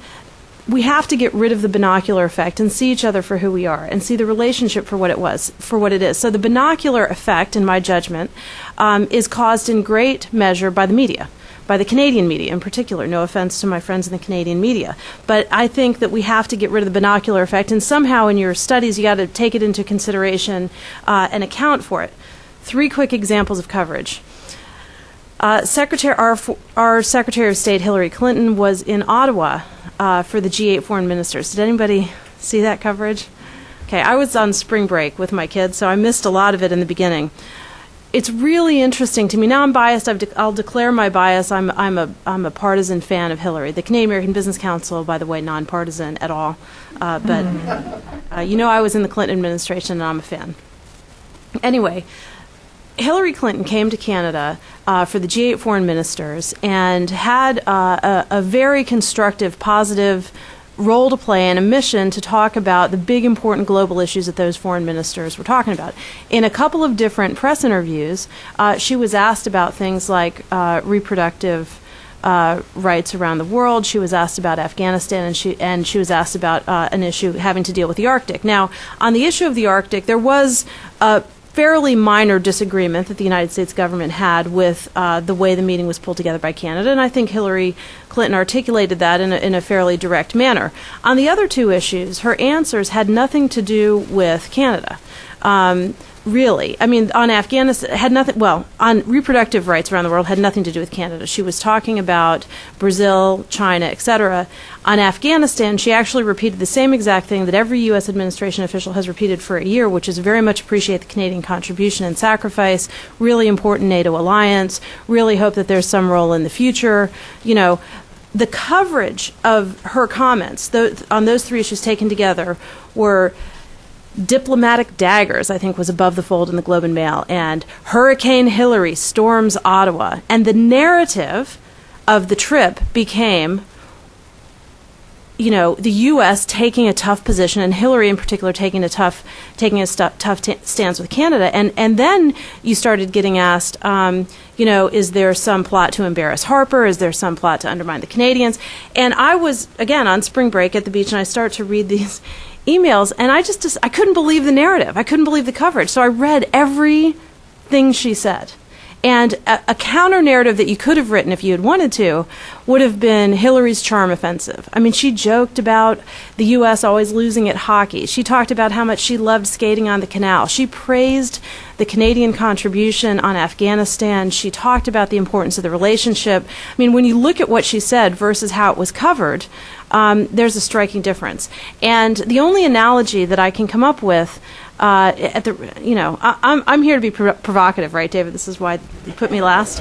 But the analogy that I can come up with is that Canada is my grandmother. My grandmother gave me 2 sweaters for Christmas one year, red sweater and a green sweater. So I put on the green sweater and I go over to Grandma's house and she says, "What, you don't like the red?" What's wrong with red? You don't like red? When did you stop liking red? How come nobody tells me that you like red? Don't like red. What's the matter? Why, and then at the family reunion a couple of weeks later, the narrative, the whole grumblings become, why does Scotty hate Grandma? What? How did that happen? So why does Hillary hate Canada? How did that happen? Why is that the narrative? Another example, the coverage of President Obama's trip to Ottawa, his very first foreign trip, significant. Now, I was one of the talking heads. Several of us in the room sort of do this on the side for fun, I guess, and because we have to. But the coverage in the United States of the president's trip to Canada was, sort of in a White House briefing, you've got the president's going to go to Nevada for, a labor union meeting, and then he's going to do a fundraising swing down in Southern California, and then later on he's going to stop off here, and then he's going to go to Ottawa for a quick bilat, and then he's going to come home. And that was sort of, what is the president doing today? That was the coverage in the United States, okay? The coverage in Canada, I kid you not, and if you were there, you may recall this, but you had the, sort of Canadian networks, and they started at, I think, 6 in the morning with a live shot of Andrews Air Force, and here is the plane that will be boarded, that will bring the president, And then they had correspondence, I'm not exaggerating, they had correspondence at different points along the way saying Air Force One has taken off. And then you're talking, so I'm there as a talking head to fill time, right? Because they've got to fill an entire day of coverage for essentially a 32-minute meeting, right? And it was obsessively covered. And that's okay, I'm not criticizing it, I'm just saying we should acknowledge the way we experience each other, and the way Americans would have viewed that trip to Canada if they knew it occurred. We were briefing lots of members of the Obama administration on the Canada-U.S. Clean Energy Dialogue, by the way, saying, by the way, did you realize the president was just there and he announced, really awesome, as soon as I'm confirmed, I'm going to get right to work on that. So the coverage, the way it's covered is important. The last example on this point I'll make is the Olympics. And what a terrific games. I mean, Vancouver did a brilliant job. Canada was a fantastic host, and it really was a great Winter Olympics. I was really privileged to be there as a tourist for the last week of the games, and luckily enough, had tickets to gold medal hockey. Okay, so I'm going to be able to stay married for a while on that one. I'm pretty happy to deliver that. But what was interesting, I mean, it was really great to go to that game because everybody knows it was Canada and the U.S. right, and it was unbelievable to be there. Was anybody else, by any chance, anybody else there? The anticipation was, maybe you saw it on TV, a lot of people watched it in both countries. The anticipation was crazy. What I've seen a lot of Americans say since then is, thank God Canada won. I was like, I'm not thinking that. I was cheering for, the United States. But can you imagine the angst in Canada had that team with Sid the Kid, that team, and in the gold medal, had Canada not won, it would have been, we'd be, this conference today would be about the future of hockey, okay? And I'm just saying, so thank God Canada won, congratulations to Canada, but it tells you something about the coverage and about the relationship. So that's the first point. The next 6 points are much briefer. The second is you need to appreciate the difference in the way the United States would like to engage Canada and other allies and the way Canada would like to engage. I'll just say that the United States generally wants to engage Canada on multilateral issues. Right? We see Canada as an extraordinarily important global partner, and so we want to have a conversation about how do we work together on big global issues. Canada is okay to have that conversation, but where Canada really wants to engage is on bilateral issues. And so there's a bit of a disconnect there because the bilateral often, in my observation, seems much more important to Canada than the multilateral collaboration. Third observation, and this is a hobby horse of mine lately, so again, apologies to those who have heard this rant from me, but I really think the relationship needs a new vocabulary. We're speaking the same language, but we often miss each other. And I don't know if your future research will bear this out, but I'll just give you two quick examples. One is Canadians come to the United States all the time, Canadian officials. Roy has to manage lots of those trips, as he mentioned. And inevitably, their complaint is of border thickening. Border thickening. And to a Canadian audience, you realize that's a bad thing. Like when I say I'm really worried about border thickening, I'm expressing something negative. When you say that to an American policymaker, it's like you say border thickening like it's a bad thing. Like, why wouldn't you want a thick border? The border's your last line of defense. So there is a real issue, I think, in the vocabulary that we use between us, and I have some suggestions for a new vocabulary, but we don't have time, so we can deal with that later. The other thing is on the best friends measurement, and what, often there's sort of a knowing joke among Canadian officials. John Manley used to say this quite a bit, and we call him on it, but he'll say, you know what, as a Canadian, you're our best friend whether we like it or not. Right? Canadians totally get that. That's a little bit insulting to an American. What do you mean? Who do you want as your best friend, right? Whether you like it or not? Are you kidding me? We're a pretty good market. We buy your stuff. Leave me alone. So there's a little bit of a difference there. Fourth observation. I think it's interesting. The findings of your survey are similar. Some of the numbers are similar, but I think for very different reasons. And I'm not sure, and maybe you could react to this during the discussion, but whether or not the views of integration are a good thing or not, I think is interesting. But border security, a similar number of people think that border security is important. I think, and I don't know, but I think that the reason Canadians think border security is important is because they realize that it's important to have access to the U.S. market, right? They want facilitation across the border. So border security is important to the extent that it impacts the commercial relationship. I could be wrong, but that's my hunch. Americans think border security is important because they're worried about bad guys and bad stuff coming across our borders. Completely different. So a similar number think it's important in the survey, but for completely different underlying reasons. The other thing I would say is there's very little understanding on economic issues generally. Right? People don't understand how integrated the business relationship is. Sarah's members probably do because they live it every day, but average Americans and Canadians, I think, don't fundamentally understand global commerce, the way the economy works, or whatever. And that's actually my fifth point. The success of the relationship is largely commercial. There are other major successes, military, environmental, et cetera, but a big part of the statistics of the relationship, the jobs numbers and the economy, are commercial, and people don't understand commerce to begin with. Sixth observation. In the introduction to this survey, there is a lot of attention given to the famous JFK quote about the Canada-U.S. relationship. Geography has made us neighbors, history has made us friends, economics has made us allies. I'm butchering it, but you know the one. It's interesting, though, that your conclusions are that despite the JFK talk about how great the relationship is, it's far from a stable affair, I think is how you characterize it. And I would just differ a little bit with that conclusion. I actually think compared to, again, a Canadian focus, which is bilateral, which is your focus, versus an American focus, which is multilateral and global, compared to other neighborly relationships, I think the Canada-U.S. relationship is brilliantly stable, very successful, and doing quite well. And I mean, pick your neighborhood. How about India-Pakistan? I'll put the Canada-U.S. relationship up against India-Pakistan every day of the week. Now, Australia-New Zealand, Canada-U.S., pretty similar. But again, as far as neighborhood relationships go, I think it's stable, successful. I'm a huge fan. Final observation, I want to commend you for doing research on public attitudes. I think they're enormously important. I think they do impact policymakers.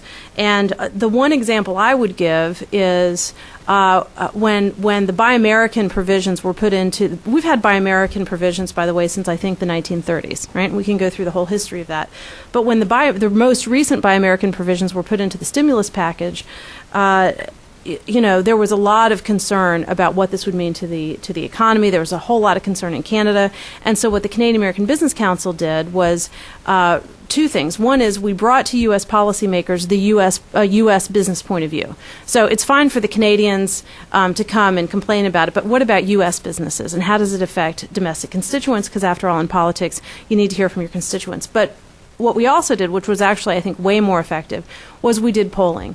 And we found out that most Americans, something like 70%, supported a Buy American provision. It just kind of sounds like something you would want to do when you're trying to stimulate your own economy. But what was interesting is that fully 65% of Americans supported a Canadian exemption to the Buy American provision. And we took that to the White House, and we took that all over Congress, and we said, look, the politics in this are better than you think. And people actually are good with Canada once you explain to them the situation. So we found that to be very interesting. And now, where we are as an organization is we're not just saying. By the way, Buy American isn't solved. There is an agreement that was reached on subnational procurement that is a very good step and an important signal, etc. A good sign of good faith. But there are lots of other Buy American and other protectionist type provisions that pop up every single day and provide job security to Roy and his team. What I will say to that is the Canadian American Business Council doesn't just think there should be an exemption for Canadians. We think there should be a preference. You know, in our policy in the United States today, we have a Buy Israel preference. Why not a Buy Canada preference? I mean, isn't that kind of what NAFTA is all about? And why not, in our own self-interest, economic interest, have a preference that recognizes how integrated and mutually interdependent our two economies are on each other? So with that, I'll conclude. Thank you very much for the opportunity. I look forward to the discussion.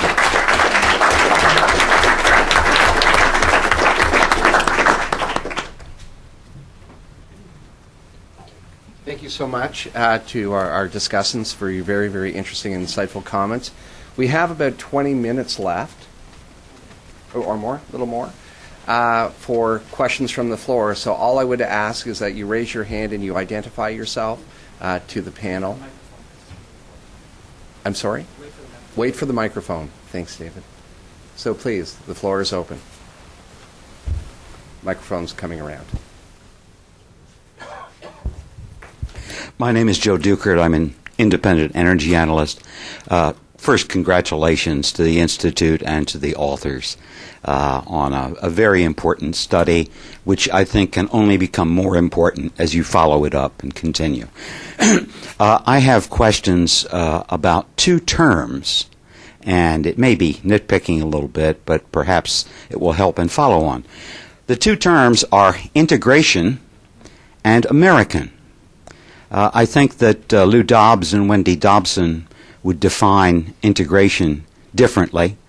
I'm not sure how most people in the United States and people in Canada define integration, but I suspect that there are negative connotations to a lot of people. I see a spectrum from cooperation to interdependence to integration, but there are other people who may define it differently. So I hope that at some point you'll go into a little more depth in figuring out how your respondents regard the term. The second term, this is a losing battle, is American. People who live in Montreal and Quebec and Vancouver are Americans, particularly if you prefix it with North.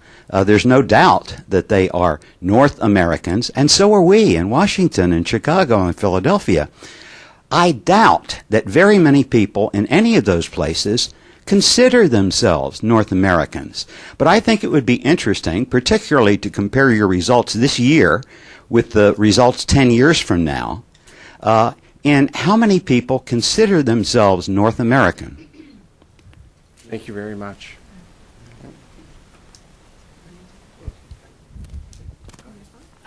That's a really good point. And we actually, obviously, this is the first step of looking at integration, and we do want to go further into exactly what people are thinking of, because we certainly agree there are different ways of looking at it, and part of the differences that we do see spur us on to look into that a little more in depth.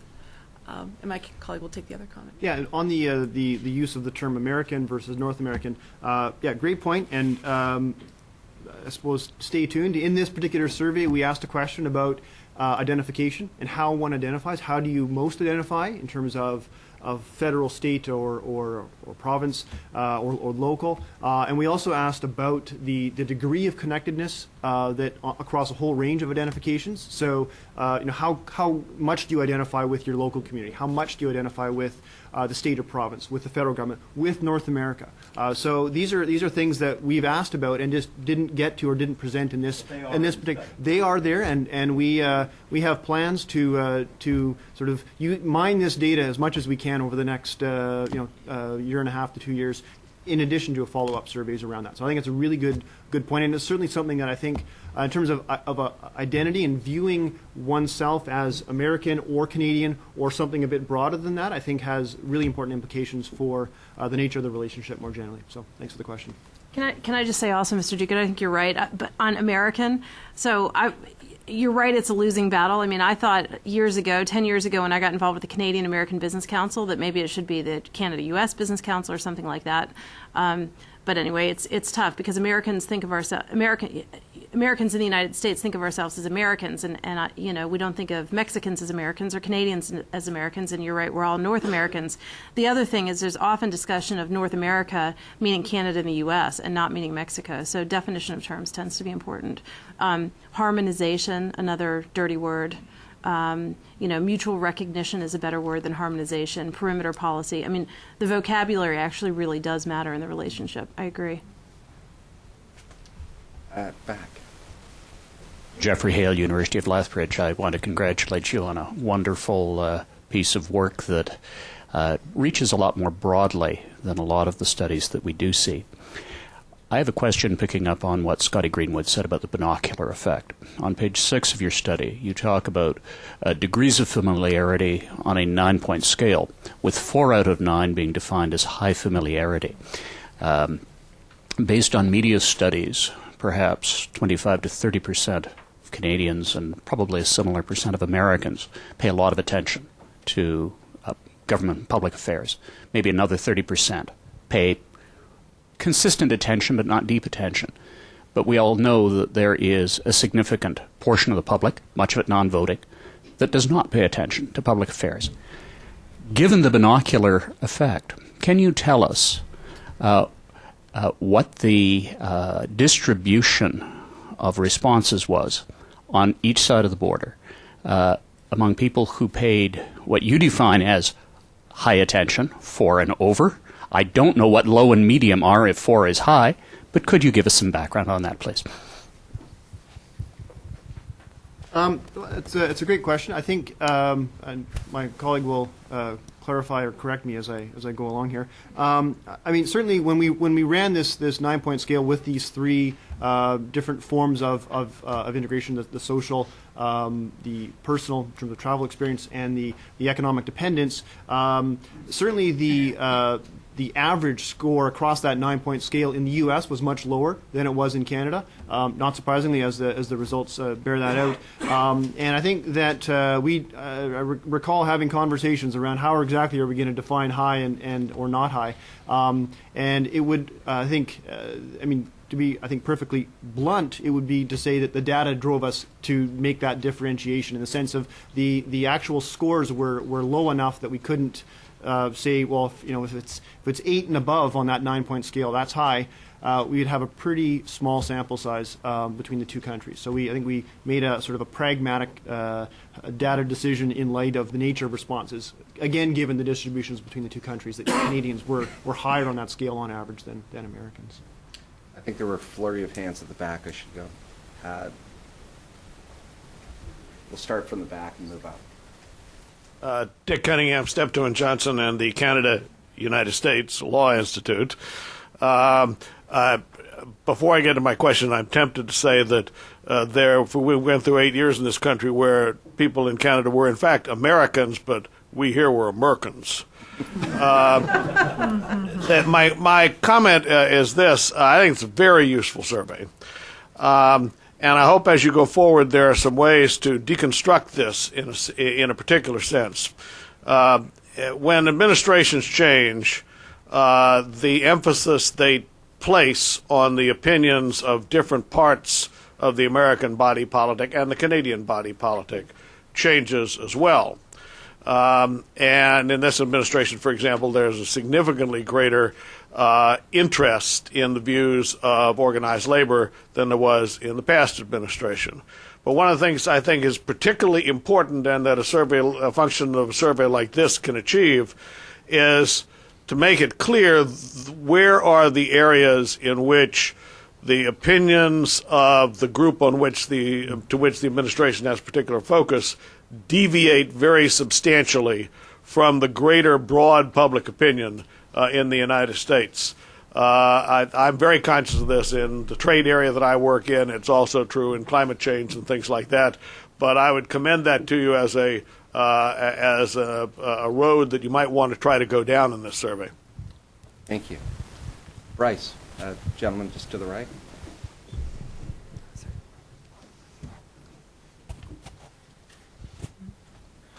Thanks, Don. Bryce Tracer from the Center for American Studies at University of Western Ontario.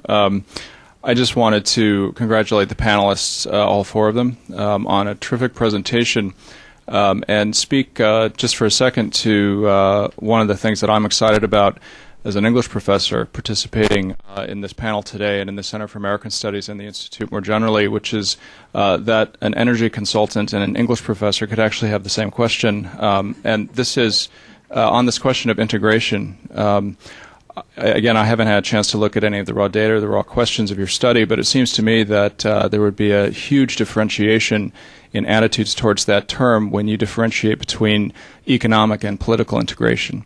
I think they would mean very different things, and it might be interesting to see differences between Canadian and American attitudes towards that vocabulary when differentiated between economic and political questions. The question I'd like to ask, and this is picking up on Carlin Bowman's observation about exceptionalism, it seems to me, as a scholar of American culture, that Americans have a very strongly defined sense of American identity, and much of it is tied to various narratives of American exceptionalism coming out of our Puritan past, for example, or the American Revolutionary moment.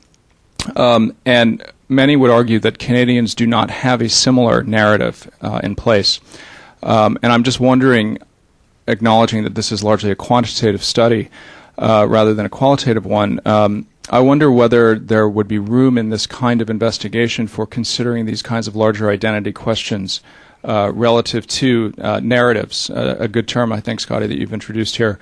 How is it that these different narratives of specialness or uniqueness or difference may impact or determine some of these attitudes towards the kind of five major categories that you're talking about? I think that your point's well taken, and I really like Scotty's idea of the binocular effect. I think it'd be a great term for a book that you could look at, because these things do need to be looked at. And certainly we always know anecdotes of how people view themselves, and how Canadians view themselves as compared to the U.S. and how the U.S. has its identity. And I think there's a lot of envy going on.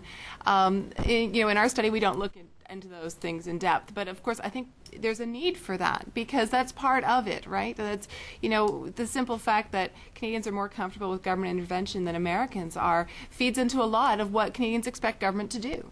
So similarly, when we think about the Canada-U.S. relationship, I've heard all sorts of interesting metaphors used for the two, from little brother to sort of poor relation, whatever. But part of that comes out too in saying the importance of the relationship or perceptions of the relationship to Canadians is very different than for Americans, perhaps because we identify ourselves as Canadians in relation to our relationship with the U.S. or to being not American, not referring to North American, right?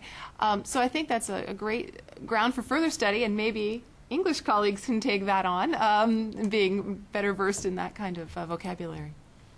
May I add one thing Sure, to that from a sort of business point of view that I come across from time to time is I think Canadians have a completely different expectation of their government than the U.S. Than U.S. citizens do. We tend to distrust and dislike our government, sort of regardless of party and whatever. The other thing, though, is on consumerism and everything. I think, again, I lived in Ottawa for 4 years and have done Canada-U.S. relations for like 15, so that's it, but not my whole life. But it's interesting. Americans tend to demand consumer choices in a lot of things, and Canadians seem to be okay with not having. And here's the example.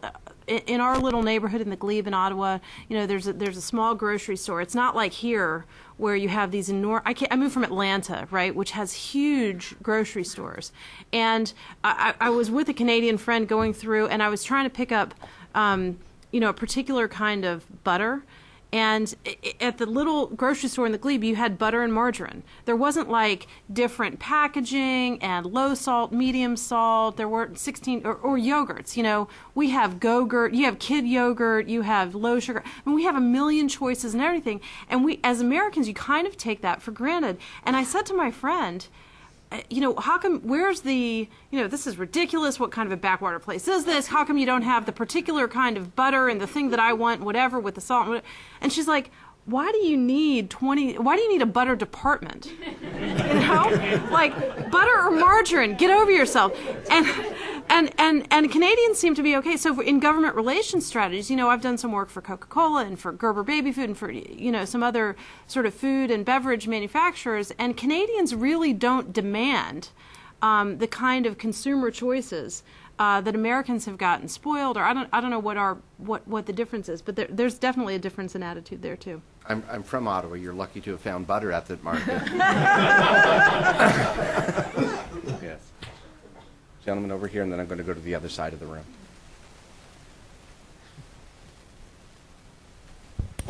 Thank you very much. I'm Ali Dod Mafinez. I'm a Canadian, and similar to Dr. Abelson, I wrote a dissertation on American think tanks.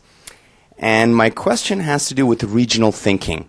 When we think of Canada versus the U.S., we're talking about two continental countries, as opposed to Ontario, New York, Ontario, Michigan, and Midwestern states and the prairies and so on, or the Great Lakes, which is, I think, the best way of looking at the great potential in the bilateral relationship, whether it's economic or environmental initiatives, smart growth, or things like that. The question is, what would happen to your survey if you asked Ontarians about New Yorkers or people in the Eastern Seaboard about their relationship to Quebec or Ontario versus asking people, say, in the southern states where, they tend to be more Republicans, they tend to distrust government more than they do, say, in Vermont or Massachusetts. And I'm wondering whether this type of regional thinking has worked its way into part of your survey. So that's the question. Good question. That's a really great question. You okay if I take it? Sure. Okay. And we haven't looked at it yet, but that is something we plan to do, which is do breakdowns by region. Because certainly, I went to Duke, so I moved south, and this was a big change for me. I had actually never heard of the place before I went there. But when I got down there, I found that my best friends were from Michigan, and they said, we're from here, somehow on their little hand map, and they knew exactly what I was talking about, and this was great. And so the similarities between me and my friends from Michigan were great, and there was much less difference. And so certainly, I agree that, geographic proximity makes a huge difference to how people perceive the relationship. And we definitely expect to be taking that further in the future. Quick observation on that. One of the interesting changes in American public opinion over the last 50 years is the large disappearance of regional differences. There still are some. They're largely social and cultural. One of my favorite questions in the literature is, do you know anyone named Bubba? And you always get a very different answer in the South. But actually, with a few exceptions of social and cultural issues, they're largely disappearing in the United States as a whole. Thank you. Was there a gentleman at the back? It's on. I'm Ed Wolking with Detroit Regional Chamber. For Sarah Hubbard and I and many others who deal with the issues of the American perception of the border, I wonder if the four of you might have some coaching and advice and counsel for us. What you observed about the Canadian view of the thickening of the border being a problem and the American prevailing view that the thickening of the border is an okay thing, is something that's a significant issue for us, obviously, and also for people in Buffalo and upstate New York and New England and Vancouver and Washington and so on. So if you could give us some advice and counsel on how to deal with that public opinion phenomenon. Go to Scotty first. Since I'm on the edge of my chair. The interesting thing that's happened in the last 10 years or so more, I guess, is the most important agency for the U.S., for the Canadian economic relationship and the Canadian trade relationship, the most important agency, no offense to the State Department, John, is the Department of Homeland Security. Homeland Security doesn't think of itself as having an economic portfolio. If you're a Customs and Border Patrol officer, you get a promotion and a raise and professional acknowledgement based on how many people you interdict that turned out to be bad guys or how many things that you stop that turn out to be something bad. That's important and valid. But there is a cultural issue in the Department of Homeland Security in that because they run the border, they have a direct impact on the economic supply chain, right? And people need to realize how important the border is to our economic well-being. So the Canadian Chamber of Commerce sort of has this study right now that says the economy's been bad for the last year and a half, so trade flows at the border have slowed down a little bit. But so we should use this lull to enhance our infrastructure and make a bunch of improvements, because by God, when the economy rebounds, as it will, the border's going to be really backed up again.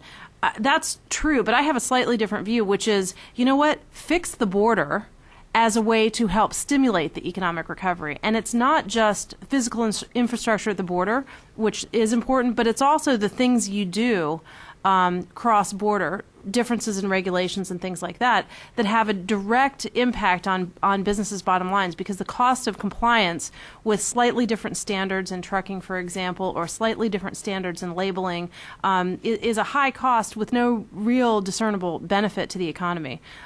So I think it's important to frame border arguments in terms of economic recovery and jobs. And, you know, the Obama administration has announced that it wants to spend the rest of this year and some of next focused on exports and small business. Well, the best place to start doing that is into Canada, and so facilitating that cross-border for lots of reasons.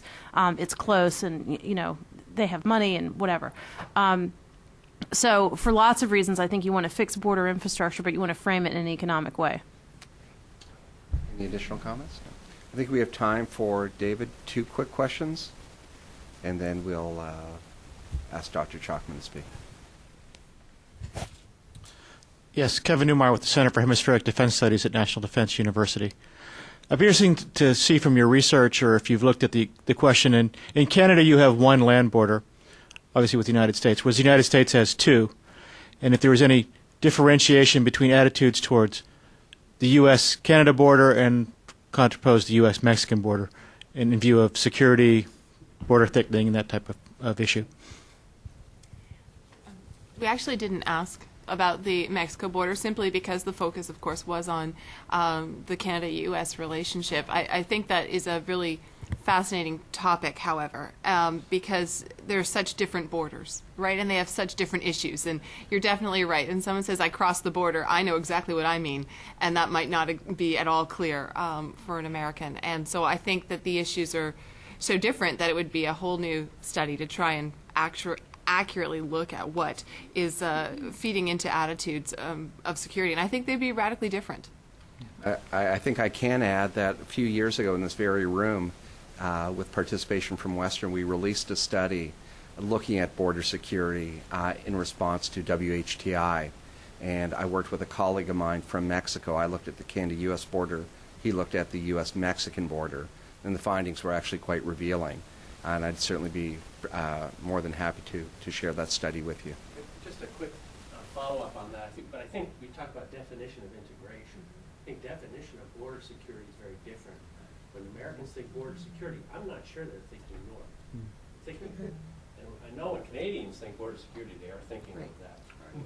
And I don't know if you got into that at all in terms of the different views of Americans towards the Canadian border security. So we didn't look into that in depth. I mean, we did ask about facing the Canada-U.S. relationship, so that would be where the measure comes from, but we didn't ask about those differences. Well, and if I could just add to that, the coverage of Secretary Napolitano when she first came to office, and she did a couple of appearances and speeches and whatever, one of the things she said was that, you know, we have one border policy. She said, but it's implemented really differently at the southern border and the northern border, and we recognize that it's all challenges on the southern border and it's all opportunities on the northern border. Well, what got covered in the Canadian press? One border, Canada-U.S., you know, Canada-Mexican border treated as equals. Like the whole rest of her paragraph was lost forever, right? And then she had an unfortunate mistake where she, long story, but she was asked by a questioner if the 9/11 terrorists came from Canada. She was trying to talk about other terrorist threats. She didn't mean to suggest that they came from Canada, but she gave the impression that she thought the 9/11 terrorists came from Canada. Huge kerfuffle for like a couple of weeks. And she immediately corrected herself and whatever, but the damage was done. But what's interesting is to Canadians, there's sort of nothing more offensive and perplexing than for Americans to continue to repeat this myth that the 9/11 terrorists came from Canada. And what Americans say when you confront them with that is, you're right, they didn't, but they could have. Totally different deal. We'll take one more question and then finish up. My name's Don Alper. I'm from the other Western Yes. Washington University, Yes. and head something called the Center for Canadian American Studies and also the Border Policy Research Institute. And I just wanted to pick up on this border theme. I do think it's really important that you guys are looking at the border, but I think it needs to be nuanced much more. And I would agree with the comments that were made that when you just throw out border security, you're likely to get all kinds of strange responses. I think both with the work we've done on the West Coast, we found that Canadians and Americans are very supportive of border security. But when you start breaking that down, then you start to see some enormous differences. But the last point I'd like to make is where I think we really need to go with border public opinion research is on perceptions of the border. I think that's an area that has not been looked at, and my suspicion is, and I think it's more than a suspicion, we have some evidence for this, that many of the problems we're facing right now with the relatively low rates of crossings, we've never really gotten back up to where we should be prior to 9/11, even with the improved Canadian dollar, and that's actually in both directions. But my strong suspicion is that's mostly related to perception of the border. The border may not be a problem many hours of the day, but people think it is, and particularly Canadians think it is. So I think that's a huge area that should be looked at. Thank you. At this point, I would like to bring to an end the question and answer period. We have two things that we have to cover off. First, it is my great pleasure to introduce Dr. Amit Chakma, the President of the University of Western Ontario, who will share some thoughts on today and the future of the Canada-U.S. Institute. Dr. Chakma. Good morning, everyone. Let me thank you all for joining us at this inaugural session, if you will, for our newly founded Canada-U.S. Institute. And of course, I should thank our speakers. We heard perspective from two governments. John, thank you for joining us, and Roy, thank you for sharing us. And I found your different perspective quite intriguing. I'm not a policymaker, nor am I a political scientist, but certainly I resonated with some of the comments that you made. And of course, I'm extremely proud of my two colleagues, Professor Stephenson and Anderson, for producing the first research piece for our institute that we value so much. And I found some of the commentaries from our other two panelists quite intriguing. And I was tempted to actually respond to some of those, resonate with, but I note that it is being webcast, so I should be careful what I say. Today's discussion has helped us, certainly the University of Western Ontario, in my mind, to write the first page of a new chapter in our endeavors in trying to understand U.S. Canada relationship. We have made U.S. Canada relationship as a major thrust for our university because we believe that this relationship is tremendously important certainly for Canada and also for the United States. And what gave us the courage to launch this initiative is just the strength, intellectual capacity, and the sheer numbers of colleagues who are interested in studying literature. We have a colleague from the Department of English, all the way to the Faculty of Law and Business.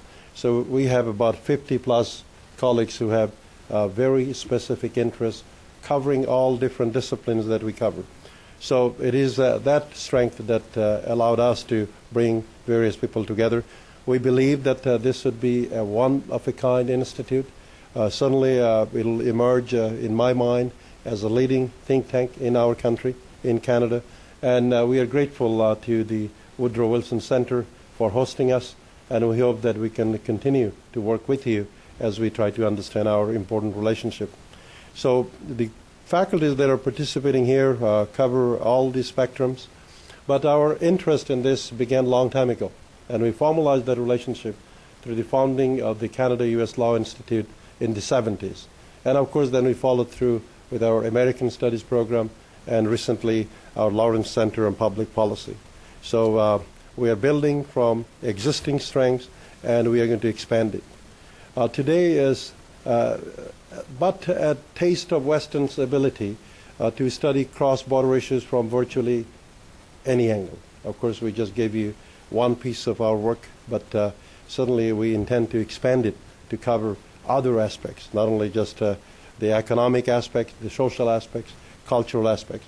At the end of the day, as an academic institution, we probably will not be able to answer the very specific questions that may be required for our day-to-day managing of our relationship, whether it's business or political.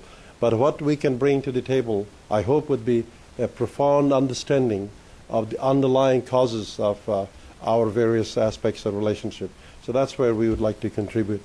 It will not only help, I believe, to enrich our understanding of the complex friendship that we have, and it will allow us actually to go deeper and not worry about what one of our panelists described as one of those polls or the news media coverage of our relationship.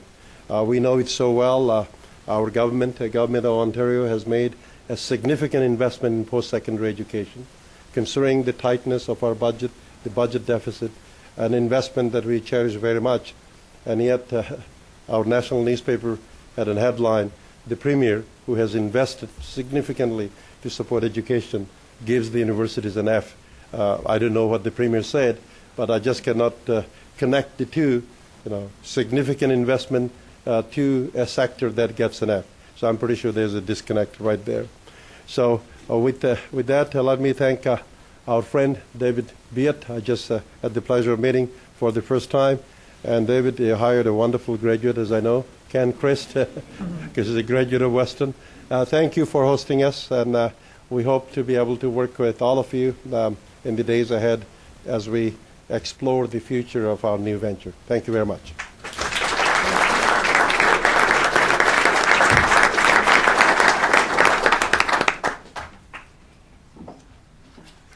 Thank you all for coming, and thank you for bringing such a large contingent of your colleagues from Western.